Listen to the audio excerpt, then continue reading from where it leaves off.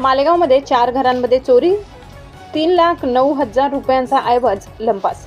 मालेगाव शहरातील सोयगाव येथे शिवरत्न कॉलनी रामलीला मैदान परिसरात अज्ञात चोरट्यांनी 4 घरांमध्ये चोरी करून सुमारे 3,90,000चा ऐवज लंपास केल्याची घटना उघडकीस आली आहे।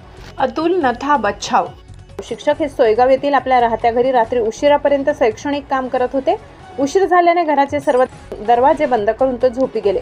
5 मार्च 2025 रोजी पहाटे 5:30 दरम्यान त्यांच्या पत्नी पूनम बच्छाव या खाली आल्या तेव्हा हा सर्व प्रकार त्यांच्या लक्षात आला। त्यांच्या घराच्या बाल्कनीचे कुलूप तोडले दिसले। कपाटातील 1.5 लाख रुपये रोख रक्कम आणि 3 तोडे सोन्याचे दागिने चोरीला गेले असे निदर्शनास आले। तसेच शेजारी राहणारे अक्षय संजय भोई यांच्या घरातून 5 भार चांदी, छगन रघुनाथ निकम यांच्या घरातून 50,000 रुपये आणि 2 तोडे सोन्याचे दागिने, तर संदीप मधुकरवा यांच्या घरातून 25,000 रुपये रोख चोरीस गेले। एकूण 4 घरांमध्ये झालेल्या या चोरी प्रकरणी छावणी पोलीस ठाण्यात अज्ञात चोरट्यांविरुद्ध गुन्हा दाखल करण्यात आला असून पुढील तपास छावणी पोलीस ठाण्याचे पोलीस करत आहेत। त्या घटनेमुळे परिसरात भीतीचे वातावरण आहे। चोरट्यांचा लवकरात लवकर बंदोबस्त करावा अशी मागणी करण्यात आली आहे। S9 TV न्यूजसाठी व्यवस्थापकीय संपादक शरद पवार, चिंचवे।